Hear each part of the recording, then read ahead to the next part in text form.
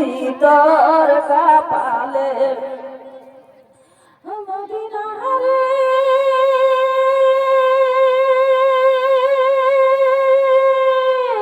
তোর বুকে আমার নবী যার লাগি পাগল সবই যার তারে হইল সৃষ্টি তীর ভাবা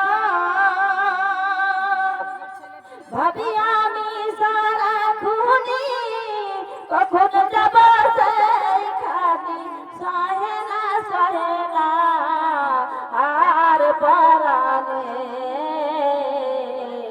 ও মদিনার মাটি রে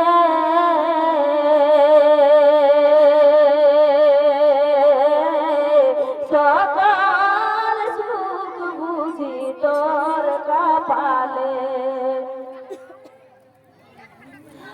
মদিনা রে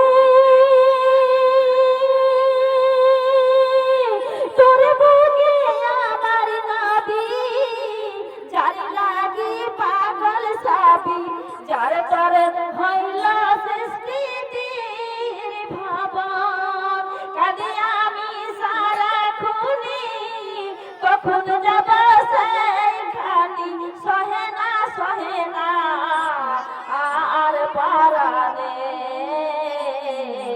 ও মদিনার বাতি রে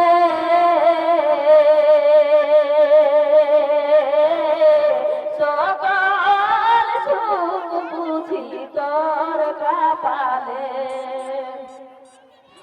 মদিনা রে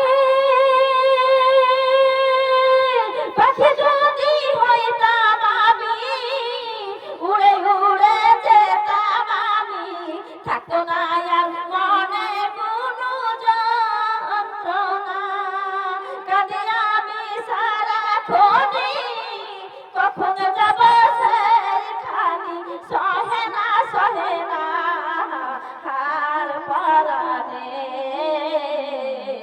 ও মদিনার মাটি রে সকল সুখ বুঝি তোর কপালে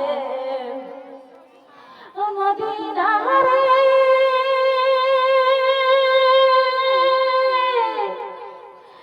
তোর পাখি যদি হইতাম আমি উড়ে উড়ে যেতাম আমি থাকতো না আর মনে কোনো যন্ত্রণা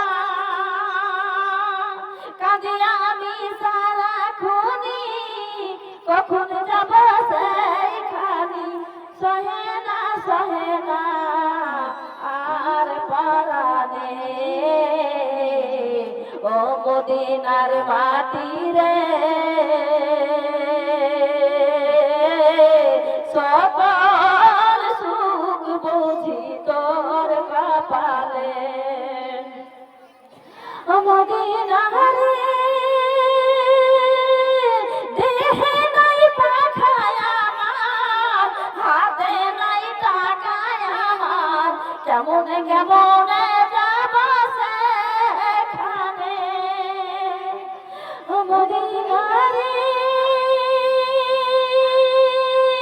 দেহে নাই পাখায় আমার হাতে নাই টাকায় আমার কেমন যাব সেখানে ভাবি আমি সারাক্ষণই কখন যাব সেইখানি সহে না আর পরানে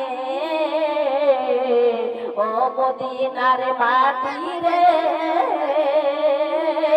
সকল সুখ বুঝি তোর কপালে ও মদিনার মাটি রে সকল সুখ বুঝি তোর কপালে তাহলে ওই শহীদরা কি বলবে ওগো রব্বুল আলামিন তোমার দিনের কাজে তোমার ইসলামের কাজে আমরা এই দিন প্রচার করতে গিয়েছিলাম যে আমরা এই শরীরের মধ্যে আঘাত খেয়েছি আমাদেরকে তারওয়াল মারা হয়েছে আমাদেরকে খঞ্জর মারা হয়েছে আমাদেরকে তীর মারা হয়েছে সেই জন্য আমাদের শরীর দিয়ে রক্ত পড়তে পড়তে আমরা শহীদ হয়ে গিয়েছি বিনা হিসাবে জান্নাতে চলে যাও। সুবহানাল্লাহ, বিনা হিসাবে জান্নাতে চলে যাও, তোমাদের কোনো হিসাব লাগবে না। এখন কার দাও তো বলে কার। ও মা, কার দে তো বুঝে, কার দে। এটা আমাকে দিলেন, ঠিক আছে 30 টাকা। ও আমার মা বোনেরা আসুন বসেন, ভিড় করে না, ভিড় করছে বলো। गेटर सामने ओदिके থাকবেন না, এদিকে চলে আসেন। मेरी माँ और बहनों से गुजारिश है कि दरवाजे के पास कोई भी खड़ी ना रहे, दरवाजे के पास कोई भी खड़ी ना रहे। बाद में आकर के मस्जिद में बैठ जाए, बाद में मस्जिद में आकर के बैठ जाए, खड़ी ना रहे। হাজরা আলাইহিস সালাম কিভাবে ধৈর্যশীল ছিলেন, ধৈর্যশীলরা আল্লাহর কোরআন কি বলছে শুনেন। ইন্নামা ইউওয়াফাস সাবিরুনা আজরাহুম বিগাইরি হিসাব। যারা ধৈর্যশীল হবে, যারা সবরকারী হবে, তারা বিনা হিসাবে জান্নাতে যাবে। এক শহীদানরা যারা শহীদ হয়েছে, ওয়ালা তাকিলু লিমান ইয়াকতালু ফি সাবিলিল্লাহি আমওয়াতান বাল আহইয়াউ ওয়ালাকিন লা তাশকুরুন। যারা ইন্তেকাল হয় শহীদ হয়ে, তারা কখনো মরে না, তারা জিন্দা, তারা জিন্দা। তাই আল্লাহ বলেছে তারা বিনা হিসাবে জান্নাতে যাবে। আর যারা দুনিয়ার জমিনে বেশি সহ্য করে, ধৈর্য করে, সবুর করে, তারা বিনা হিসাবে জান্নাতে যাবে। কত কত পুরুষ মহিলা আছে, কঠিন তার প্যারালিসিসের রোগ, কঠিন তার হার্ট অ্যাটাক হয়ে যায় সময় সময়, কতবার স্ট্রোক হয়ে যায়, কত রোগ বালাই লইয়া তাও কোনোদিন নামাজ কাজা করে না। আল্লাহর রাহে বলে, আল্লাহ গো তোমার এই জীবন যাপন আল্লাহ তোমার জন্য শপথ করে দিয়েছি, যতদিন দুনিয়াতে বেঁচে থাকবো ততদিন তোমাকে সিজদা করব, তোমার ইবাদত করতে থাকবো। কোনোদিন নামাজ বলে না, যদি দাঁড়িয়ে না পারে বসে পড়ে, বসে না পড়লে চেয়ারে বসে পড়ে, চেয়ারে বসে না পড়লে শুয়েও নামাজ পড়ে, কিন্তু নামাজ কখনো ছাড়ে না। আল্লাহ যে খাতি বান্দি হবে, আল্লাহ বলেছে ধৈর্যশীলের জন্য বিনা হিসাবে জান্নাত রেখে দিয়েছি, কোনো হিসাব নেব না। সুবহানাল্লাহ, সুবহানাল্লাহ। হাজরা আলাইহিস সালাম কিরকম দেখেন, হাজরা আলাইহিস সালাম ওই সাধন বাদশাহ কারাগারে এসে নিক্ষেপ করেছিল, তাকে কারাগারে বন্দী ছিল। সারা ভানুকে লইয়া যখন ইব্রাহিম আলাইহিস সালাম যখন দিন প্রচারের কাজে গেলেন, সেখানেও পকড়াও হয়ে গেল, ধরা পড়ে গেল। সেখানে মিথ্যা কথা বললো, আমার এটা ছোট বোন হয়, তাই বললো। কেন? যদি বলতো আমার এটা স্ত্রী বলতো, তাহলে তাকে হত্যা করা হতো। এই কারণে ইব্রাহিম আলাইহিস সালাম বলে এটা আমার স্ত্রী না, এটা আমার ছোট বোন। কেন? জান বাঁচানোর ফরজ কাজ বলেন। সুবহানাল্লাহ, সুবহানাল্লাহ। অবশেষে ওই দুটো কন্যার সঙ্গে বেয়াদবি করার জন্য সাধন বাদশাহ সাজা হয়েছিল। কিরকম? দুইটা চোখ অন্ধ হয়ে গিয়েছিল, মাটিতে তাকে গ্যাস করে নিয়েছিল, মাটিতে তাকে গেড়ে দিচ্ছিল। সেই কারণে ও সাজা পেয়ে আস্তে আস্তে জানে সারা ভানুর কথাটা তার কানে আসলো। সারা ভানু বলল, আপনি বেয়াদবি করছেন আমার সঙ্গে, আমি একটা নবীর স্ত্রী, আমি একটা ইব্রাহিম খলিলুল্লাহ আল্লাহর বন্ধুর স্ত্রী। আমার স্বামী পয়গম্বরকে আপনি জেলখানাতে ভরে রেখেছেন, জেলখানাতে নিক্ষেপ করে দিয়েছেন, আমার কাছে আপনি জোর জবরদস্তি আপনি আসছেন, এটা তো আপনি খারাপ কাজ করছেন। নাউজুবিল্লাহ বলতে হবে, এখানে নাউজুবিল্লাহ বলতে হবে। কেন নাউজুবিল্লাহ বলতে হবে? এটা ইব্রাহিম আলাইহিস সালামের স্ত্রী আছে, সাধন বাদশাহ জোর করে তার মনের একটা প্রিয় লালসা মিটানোর জন্য যাচ্ছিল, কিন্তু সে কখনো পারবে না। নবীর স্ত্রী তারা সতী নারী, তারা সতী নারী, কোনোদিন তাকে নষ্ট করতে কেউ পারবে না, পারেওনি। তাই আমি অত দূরে যাবো না, সংক্ষিপ্ত কথাগুলো বলবো ছোট্ট করে। তাই আমার মা বোনেরা, হাজরা আলাইহিস সালাম সেখান থেকে ইব্রাহিম আলাইহিস সালাম আর সারা ভানুর সঙ্গে চলে আসলেন। সারা ভানু তাকে বললো, ও হাজরা বোন, তুমি আমার স্বামীকে বিবাহ করো। কেন বিবাহ করবো? এতদিন তোমার বাড়িতে আমি থাকলাম, আমি কেন তোমার স্বামীকে বিবাহ করবো? তোমার সতীন হবো কেন? আমি তো তোমাকে ভালোবাসি, তোমার আমি সতীন হতে চাই না। সতীন বুঝেন তো আপনারা? হ্যাঁ, স্বামীর আরেকটা স্ত্রীকে সতীন বলা হয়। তো আমি সুতরাং আমি এই কাজটা করতে পারবো না। আপনার স্বামীকে আমি বিবাহ করবো না। তখন সারা ভানু বলছে, আমার বৃদ্ধ হয়ে যাচ্ছে, আমার কোনো সন্তান নেই, এই কারণে সারা আমি হাজরা তোমাকে আমি আমার স্বামীর সঙ্গে বিবাহ দেবো। একটা যদি কালেজার টুকরা সন্তান হয়, আমি নিজে লালিত পালিত করবো। বলেন সুবহানাল্লাহ, সুবহানাল্লাহ, সুবহানাল্লাহ। আমার নবী হচ্ছে, আমার স্বামী হচ্ছে নবীর বংশ, নবী। আমার পেটে থেকে যদি সন্তান একটা হয়, আমার স্বামীর অরুষ থেকে, তাহলে সেও একটা নবী হবে, আমার স্বামীর মুখটা উজ্জ্বলিত হবে। বলা যায় না সুবহানাল্লাহ, সুবহানাল্লাহ, সুবহানাল্লাহ। এই কথা আসল কথা বলে বলে বলে হাজরাকে রাজি করতে পারলেন না। তখন ইব্রাহিম আলাইহিস সালামের কাছে গিয়ে বলছে, গো স্বামী, আমার মনে একটা কি জ্বলতে থাকে, জ্বালন যন্ত্রণা মিটে না, যন্ত্রণা মিটে না, আমি মনে শান্তি পাই না, একটা সন্তান আমি মনে চাই। তো আপনাকে আমি যেটা বলছি সেটা করেন, আপনি হাজিরাকে বিবাহ করেন। বলে হাজিরা বাড়িতে আছে, ছোট বোনের মতন তোমার, আমি কেন বিবাহ করবো? বলে করেন, একটা যদি বাচ্চা হয় তো সেটা সৌভাগ্য, আমার পেটে তো হলো না, হতে পারে হাজার পেটে একটা বাচ্চা আল্লাহ দিতে পারে। তখন ইব্রাহিম আলাইহিস সালাম বলছেন, দেখো তুমি এটা তখন পরে পস্তাবা, স্বামীর বিবাহ কেউ দেয় না, তুমি কেন আমার বিবাহ দিচ্ছ? তখন বলছে, আমি বিবাহ দিলাম, আমি অত্যন্ত খুশি হব আপনি যদি বিবাহ করেন। ইব্রাহিম আলাইহিস সালাম বলল, ঠিক আছে বিবাহ করব। হাজরাকে যে বলল, আমার স্বামী রাজি হয়েছে। ওগো হাজরা, তুমি যদি আমার স্বামীকে বিবাহ না করো, আমার চাইতে আর কেউ খারাপ হতে পারে না, আমি তোমাকে ভালোবাসি ছোট বোনের মতন, সুতরাং আমার কথা তোমাকে শুনতে হবে। ও হাজরা, তুমি আমার স্বামীকে বিবাহ করো। বলেন সুবহানাল্লাহ। সুবহানাল্লাহ, আমার সুবহানাল্লাহ। প্রিয় বাংলা, আপনারা বুঝতে পারছেন সকলে কি না? আমার জানা নাই, আমার শোনা না, তবে ইনশাআল্লাহ বুঝার তো কথা, এটা তো বাংলা, এটা বাংলা চলে। আমার মা বোনেরা, मेरी माँ और बहन से गुजारिश है कि उठा बैठी ना करे। जो सभा में आई है बादब जैसा में बैठी रहे, अदब के साथ बैठी रहे। आप लोगों को बीच बीच में खड़ी होकर रहती है तो पीछे वाली खवातीन सही से देख नहीं पा रही है। और जैसे में ऐसे नहीं हो रहा है, ये कोई बाजार थोड़ी है, घूम रही है, इधर उधर कर रही है। अदब से बैठी रहे और बगैर समाज करे। আমি নবীর প্রেমের ভিখারি, ইয়া রাসূলুল্লাহ হাবিবুল্লাহ, আমি নবীর প্রেমের ভিখারি, আমি নবীর প্রেমের ভিখারি, ইয়া রাসূলুল্লাহ হাবিবুল্লাহ, আমি নবীর প্রেমের ভিখারি।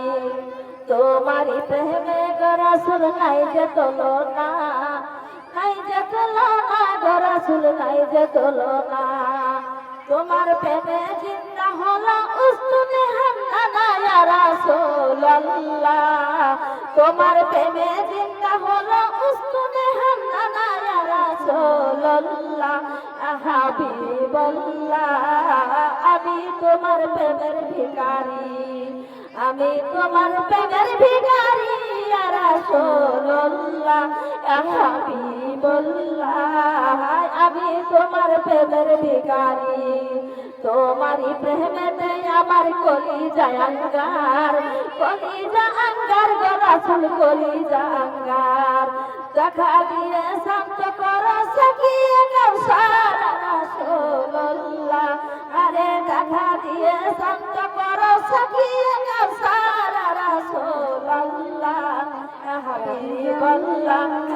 যদি কারো কার্ড নেওয়ার ইচ্ছা থাকে, আমাকে নিয়ে জালসা দেওয়ার ইচ্ছা থাকে, কার্ড নিতে পারেন, আমার কাছে কার্ড আছে, ফোন করবেন, কন্ট্যাক্ট করা হবে আমাকে।